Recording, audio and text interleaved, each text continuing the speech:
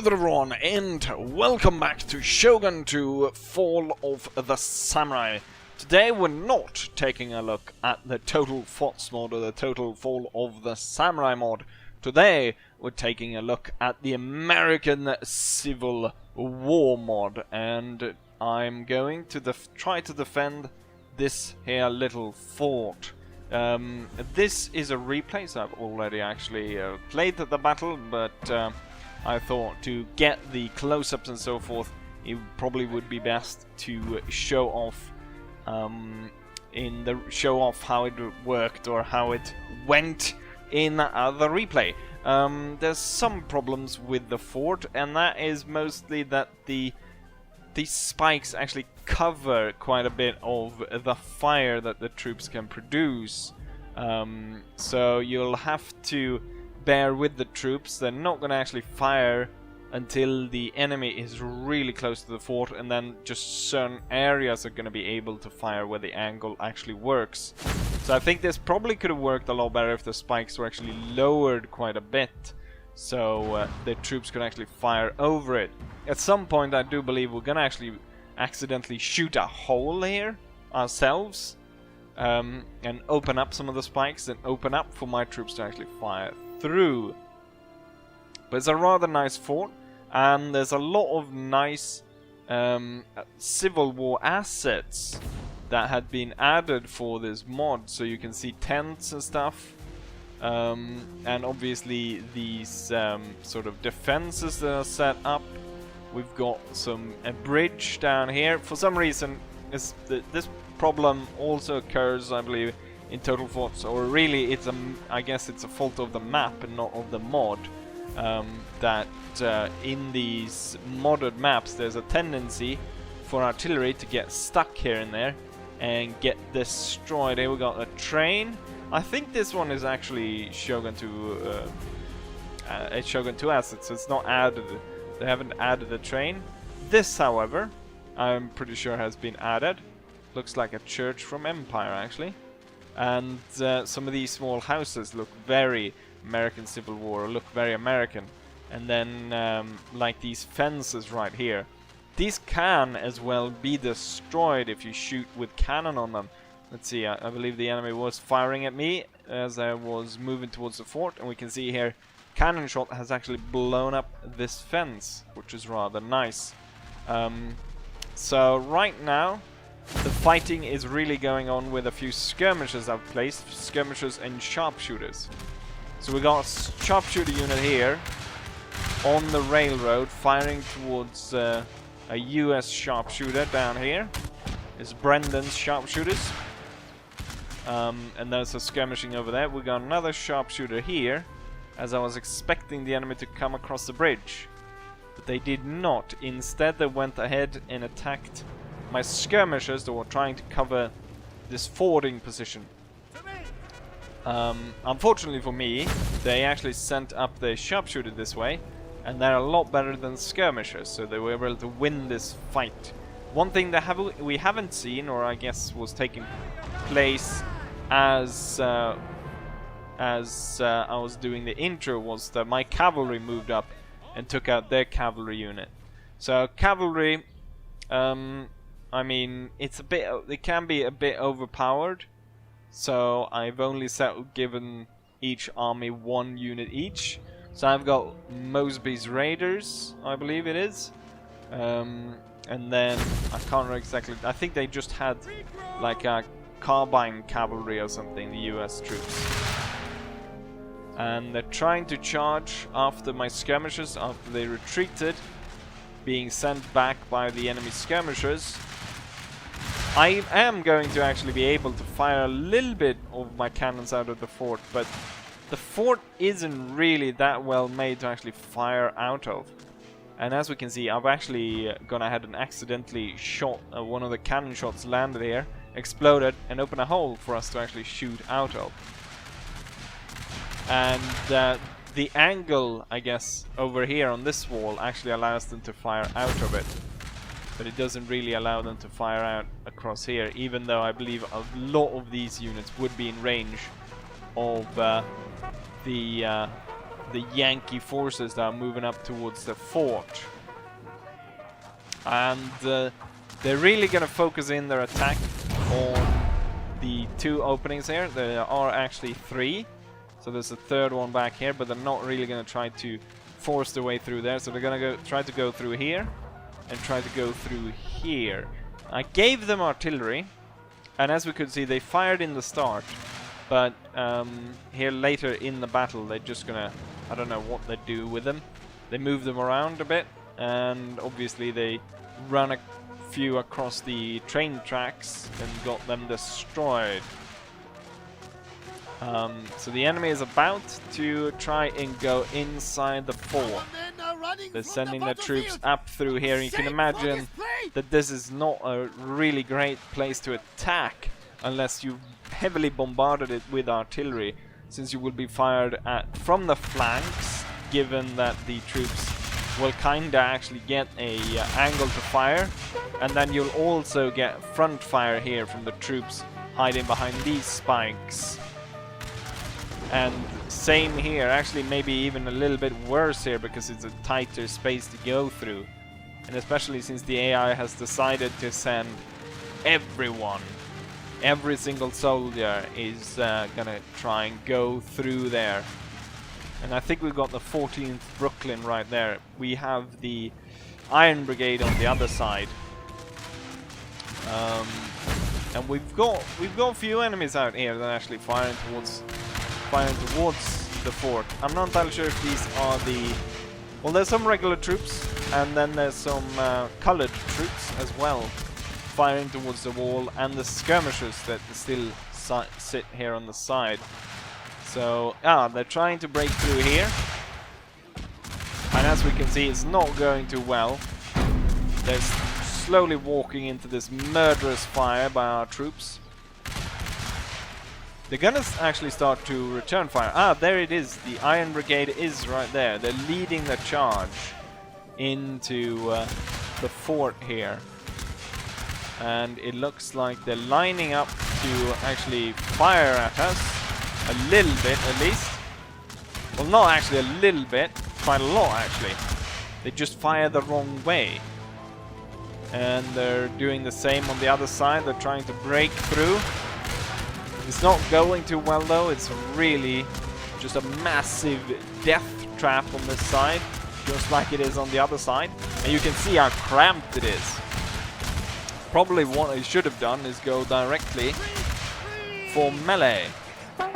And here we got the Louisiana Tigers ready to fire. So the Louisiana Tigers got a bit of a different musket sound compared to the others. So you can hear the different sound there. So the enemy is kind of stuck because they can't get through here because they're in melee, and then we've got these guys just firing straight into that mess. And on this side, it's not going too well either. They are able to shoot a few of my men. They're focusing in on this side, and they've shot a few guys in the main line here, but it's a really well-defended position. And it's going to be really hard for them to break through. And there's a lot of smoke just all over the place. And it looks like the enemy has had enough, and they're retreating en masse now out through the fort. At least on the right side. The left side is about to retreat as well. Now you might think the battle is over since the federal troops are retreating en masse. Hundreds of them are retreating away from the fort, but they will actually rally and come at the fort once more. And the raiders are at it. They're attacking. Oh, I think they're attacking the enemy general actually. They did ambush a colored unit that we can see lying dying here. So there's a bit of fight here. I believe this must be the general, the Union general, because I took care of that other cavalry unit they actually had quite thoroughly.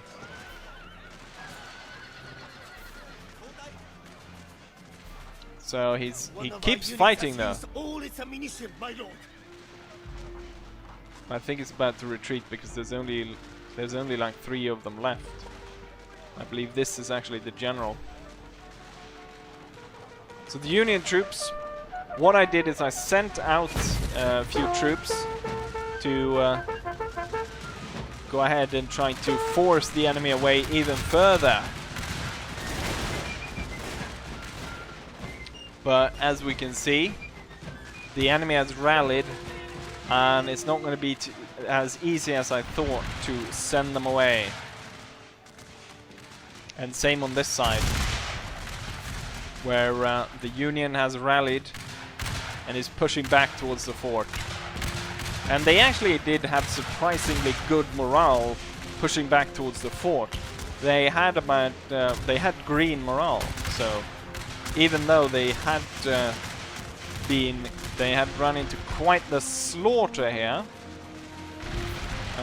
they came back strong, and they do outnumber the troops that I sent out to deal with the enemy. I believe these guys in blue here are the Maryland Zouaves, if I'm not entirely mistaken. And as we can see, it didn't go so well for me to push out of the fort and attack the enemy. So I'm pushing my men back inside the fort, and we're probably going to do the same on this side, yes. And the Louisiana Tigers lost a lot of men here. So we're pushing back into the fort.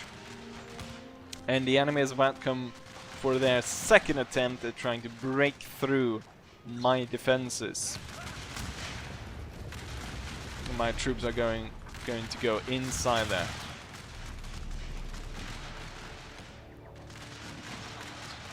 And it looked at at this point like they're actually trying to go in possibly through here. I'm not entirely sure what happened here. I completely missed this part, but I guess it could be that some of the colored troops that was slaughtered here tried to retreat this way. The air likes to retreat in strange ways. So it could have been that they were trying to retreat back to their original starting point, and that they got shot down as they got at the gate here. So this side is actually the side where my troops can actually fire over the edge. So this side is quite easy to defend in that way. But as we can see, the guys here, they've had enough. They're not going to go into the same suicide as before, and they kind of start a mass rout even before attempting to attack. And same on this side. They've decided to retreat. They've had enough. So the little wooden fort, or even I wouldn't even call this fort. This is sort of to the same level as the redoubt that the Russians tried to hold in one of my other videos, in my Total Fall of the Samurai video.